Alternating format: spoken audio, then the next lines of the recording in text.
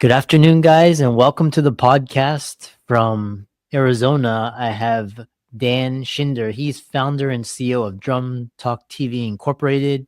I'm really happy to have him on to discuss his venture, how he's built a outstanding brand, and talk all entrepreneurship and business. Dan, welcome.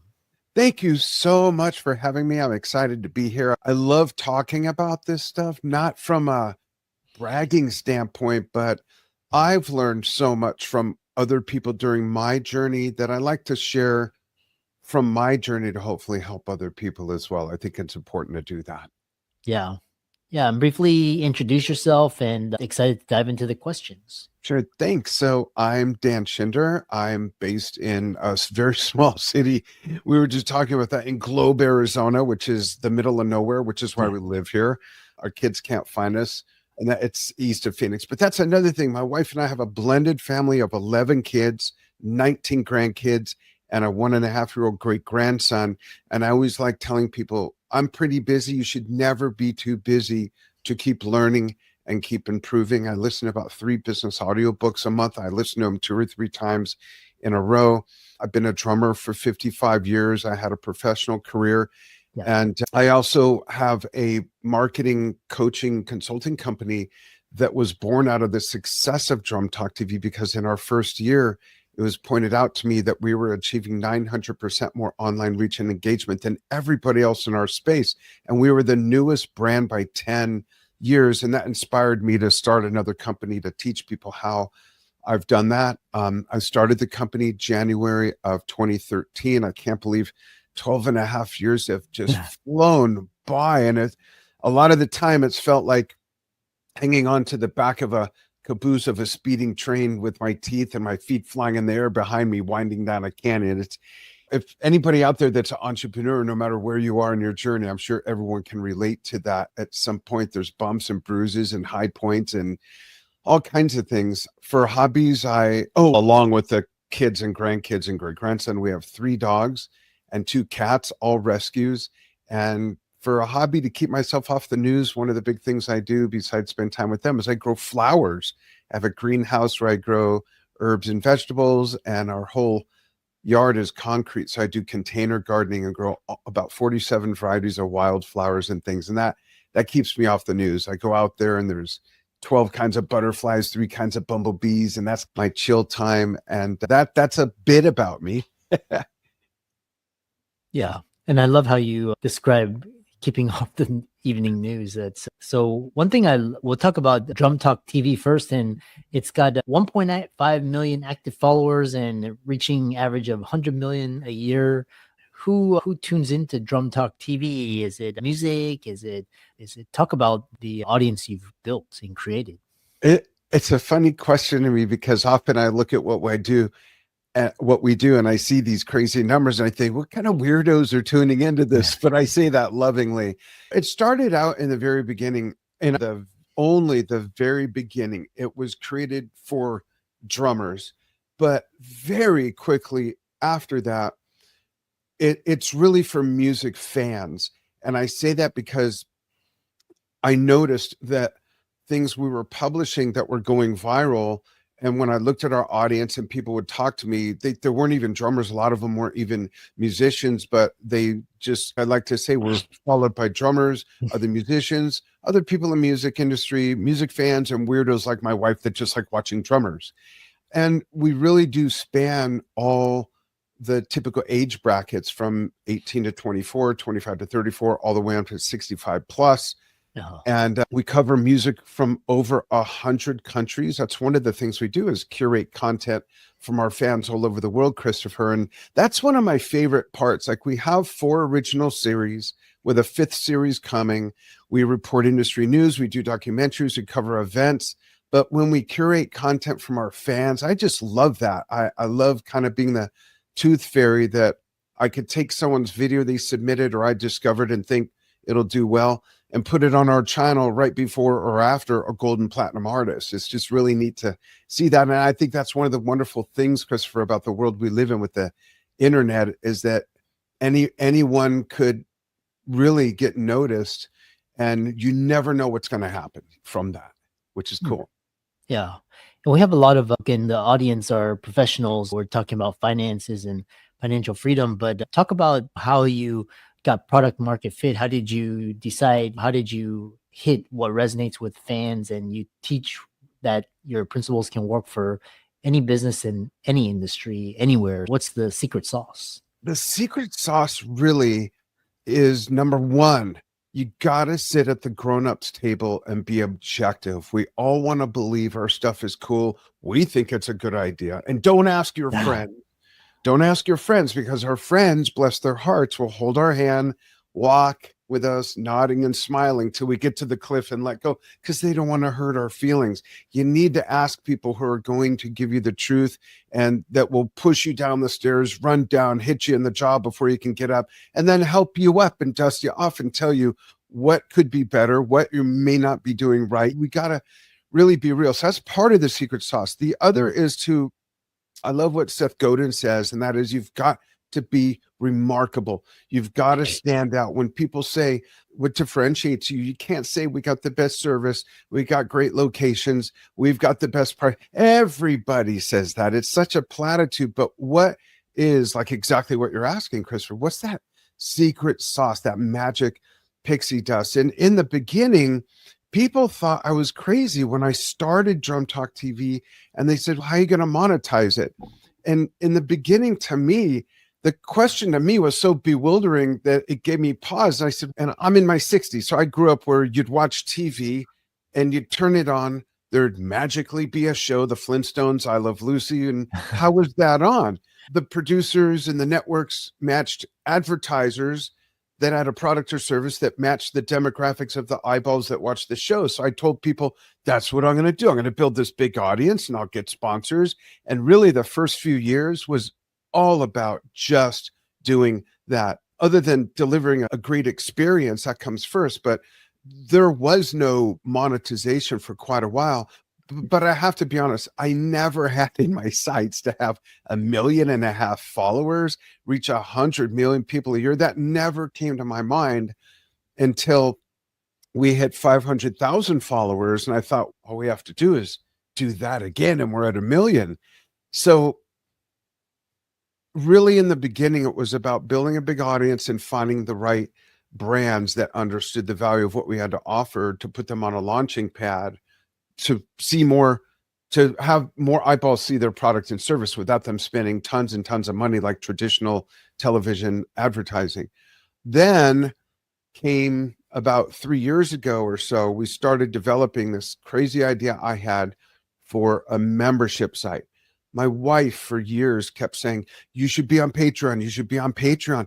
But I did some research, and to be on Patreon, you have to have unique content that's different from what you're giving away for free. And quite frankly, we were doing so much, Christopher, that I couldn't think of. I kept telling her, I don't know what else we can do. And she said, you got to figure it out. And one day she yelled at me so hard that I came in here, I turned off the lights. I just had the glow, and I just sat and I thought, what could we do that's different that we could offer on a paid membership site? One idea came, another idea came, and then the top of my head blew off. And I just had this long list of, in fact, here's my notes on my 9-foot whiteboard, always putting more ideas together. And it's bingo, I got it. So we spent 3 years developing this membership site that is now launched. And what it is, just in short, we have twice a month live music themed online game shows, typically trivia based. People can win prizes, covers all genres of music. Someone confided in us who's won the most amount of times that she guesses most of the time. So that is super fun. We do fan Q&A sessions with gold and platinum artists where it's not me interviewing them. It's in a virtual environment that might be a virtual campsite or a bubble amphitheater in space, things like that, where people don't need crazy goggles or fancy headgear. They can access it on a mobile device, a tablet, a PC, or a laptop. And the fans get to ask the artists and even record executives and producers questions.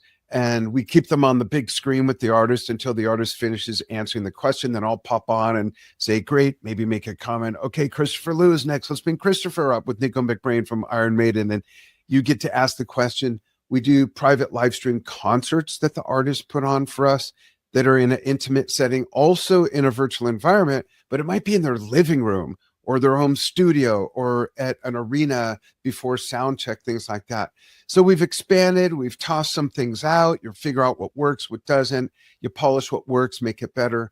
And that's been the big thing. And it's one of those things where there's a free level and then there's the anyone can do it level. It costs less than a pizza a month, a bucket of chicken a month, less than a combo meal at a fast food restaurant a month. We really wanted to make it accessible. And now we're getting ready in August to launch 4 other levels that incrementally go up a little bit more. And there's a crazy, really expensive level that we're only opening twice a year.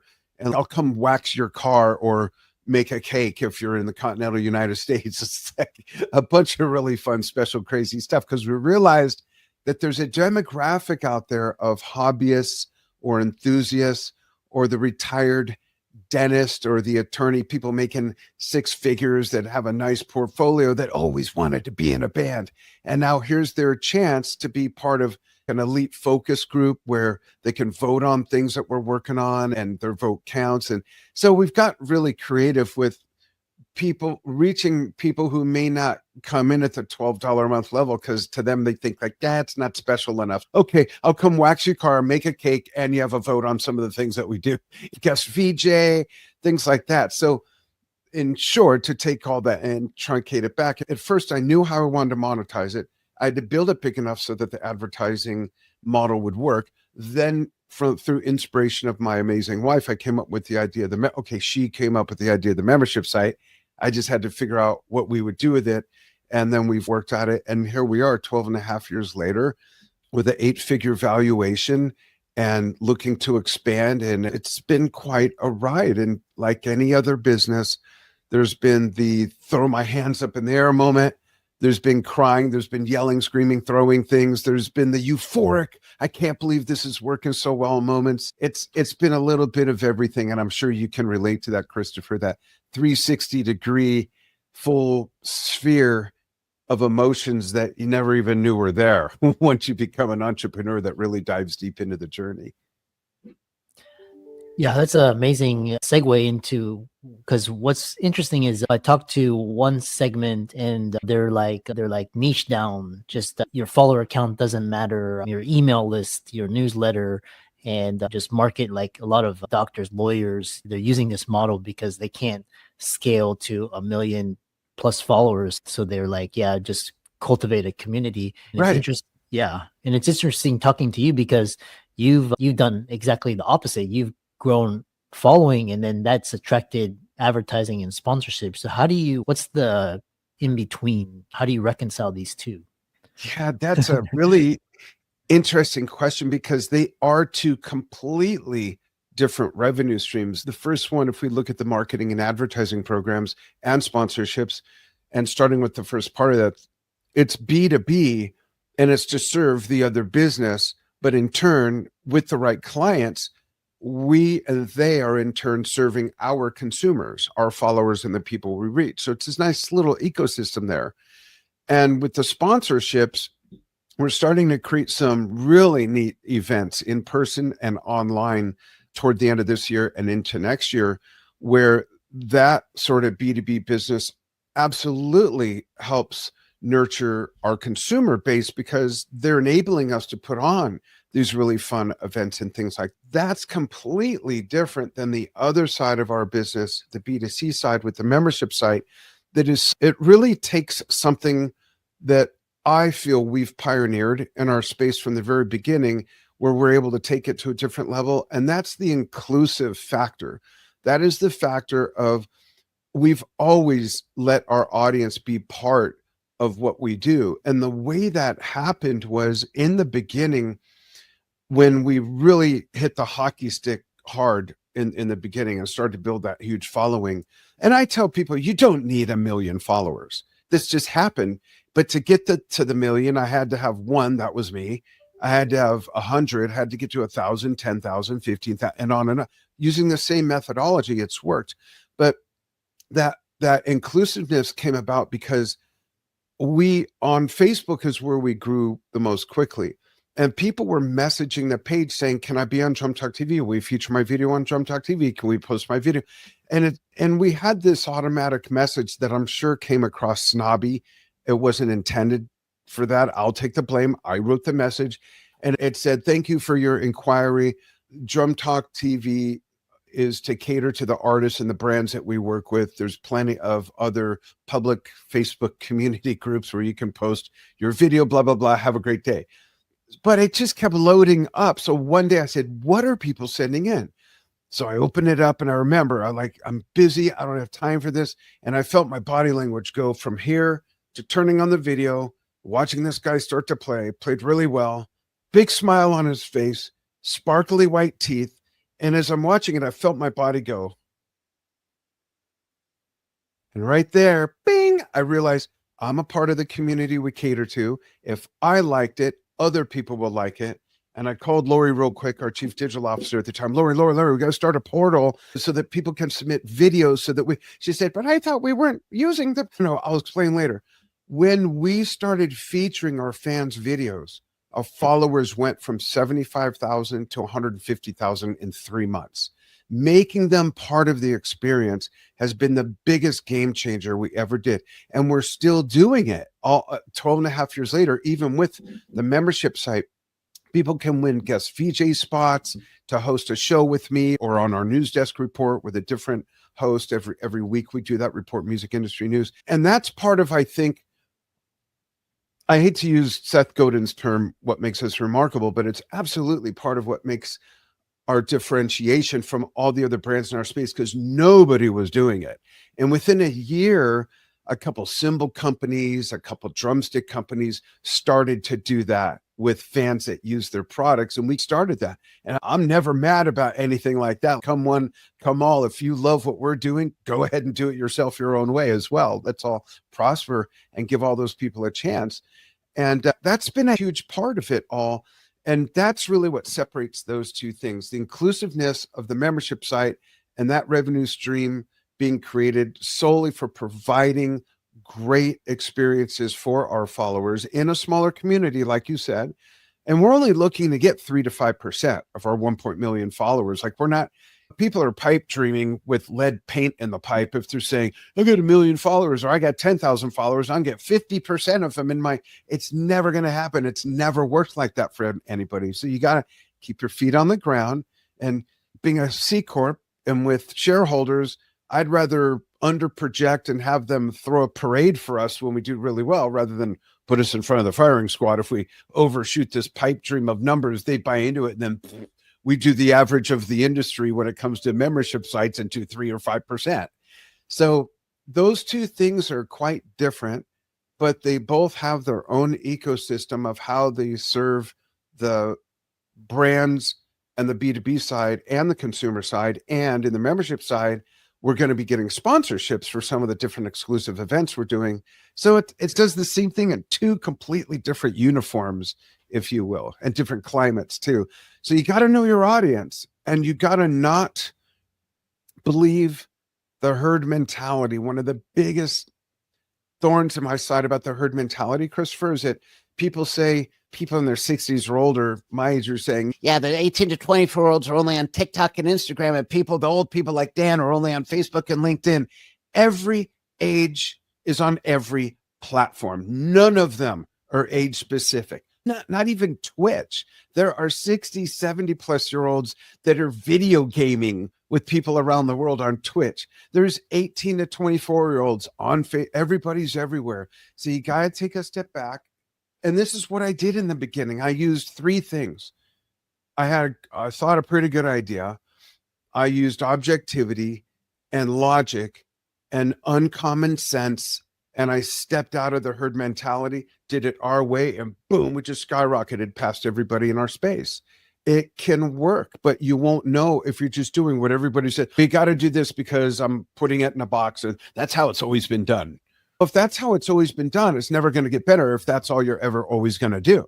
So you got to be the outlier, be creative, be a little scary with it, not be afraid to walk on the ice of the pond and have a plan if you fall through. But you really have to, no one's ever created something epic. Uber, Twitch, Instagram, no one's ever, Airbnb, no one's ever created anything exceptional by doing how something's always been done, or by not taking chances, or by not thinking out of the box, or by not being risky. And really, that's what it takes. And sometimes it's scary, sometimes it's euphoric. Sometimes you might wake up and say, why don't I just go back to getting a corporate job with the insurance and the paycheck and the vacation time? You know what I mean? I know that was a long answer, but I hope I addressed what you're asking for there. Yeah, I love how you alluded to the golden handcuffs. Yeah, indeed. So we do have one question from the audience, which is really interesting, and I know your time is, so, you mentioned 12 years. How long did it take for you from like inception to actually get substantial income where this was your full-time thing? And were you releasing daily or weekly, or talk about your process? It really took about, I'm going to say 3 to 4 years before I brought it to the point where we could bring on advertisers or sponsors.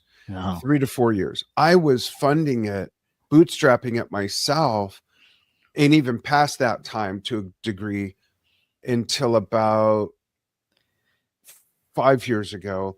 I bootstrapped those first 7 years, in part because I started that marketing training company. And I ended up doing different free workshops, paid workshops, one-to-one consulting or coaching with an individual or with a company. Then I took a course on how to teach a course in mastermind groups, and went from my high ticket of $8,700 to $15,000. And I was making really good money, but I would just pay all our bills, put some ice cream money away, and dump the rest back into keeping Drum Talk TV afloat until we were able to really start bringing in big sponsors. And then eventually turned it into, it was an LLC under a DBA under a different LLC. Then went C Corp in April of 2020, got investors, got shareholders, and really good people who are hands-on as well, that come to the meetings every month. They share ideas. They don't want to just be silent partners, and that's not what I want. And that's really been the trajectory. Now with the membership site, that's growing. It's brand new. We really incubated it ourselves for about 3 years. I said, 3 years. We focus grouped it, and then we expanded that. Then we had early adopters. Then we, like I said, threw a few things out, sewed some things back together. And now we've got a few hundred members, and it's really starting to do this as we're expanding different experience and things. So the timeline of the 12 and a half years, the first 3 years was breaking really big, hard rocks into little rocks with a plastic spork from Taco Bell. That's what it really felt. A lot of heavy lifting and grinding, and a lot of, maybe you should just go get a real job. As supportive as my wife is, there were a couple times and I'd put on a suit and go out there, and it would just be like, you know what, this is BS. I'm not doing this. Doing this. I know this will work. And thanks to her, my wife's name is Enja. Oh, she's here. Thanks to my amazing wife, who's been so supportive and is now also our human resources manager. Hey, we got 11 kids, 19 grandkids, a great grandson. We're nurturing by nature. So I felt she's perfect to be the company den mother and run human resources. But you need to surround yourself with people who will support you. And it doesn't mean they have to agree with you and always be yes people, but they'll support you, people that will tell you the truth, people you can learn from.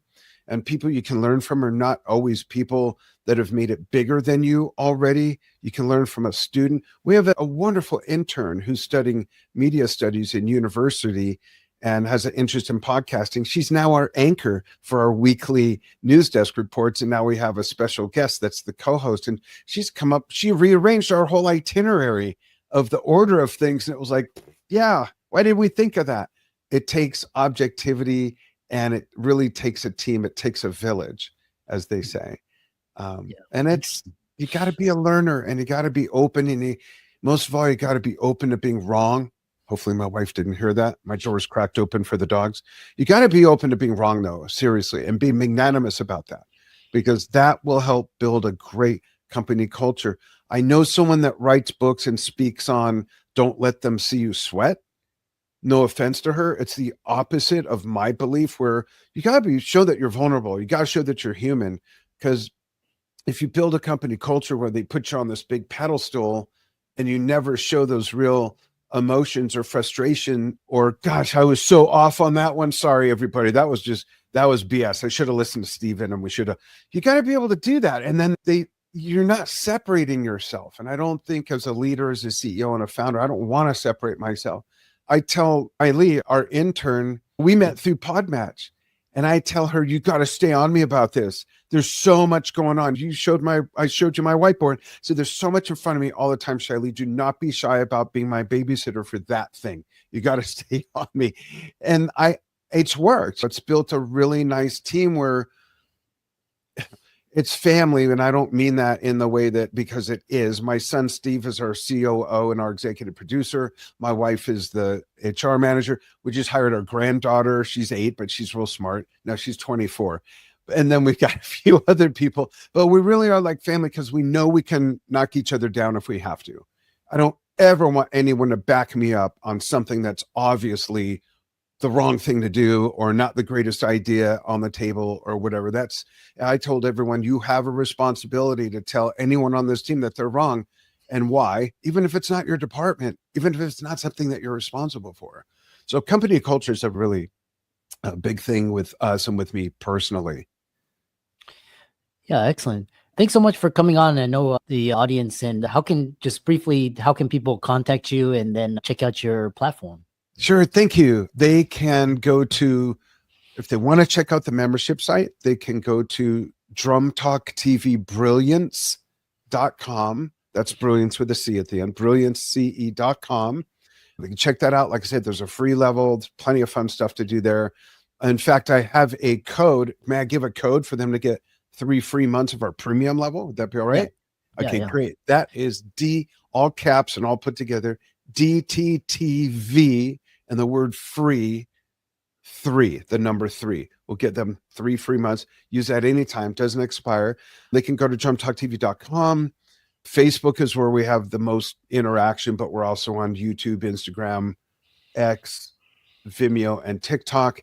If anyone's interested in marketing insights and just has questions, I'm not going to try and sell people on a program, but by now, no, I'm just kidding. If you just have questions, folks, want me to look at something, you can email me directly, dan@advancedsocialmarketing.com. You can go to advancedsocialmarketing.com, learn more about why learn from me, check out the website. But I'm always happy to just ask questions, and I do free workshops all the time and things like that. And if people get on the mailing list, they'll get invited to that. And yeah, I so appreciate the opportunity, Christopher. It's been great. I really love what you're doing. Excellent. Thanks so much for coming on. Thank you. Thanks, everybody, for putting up with me.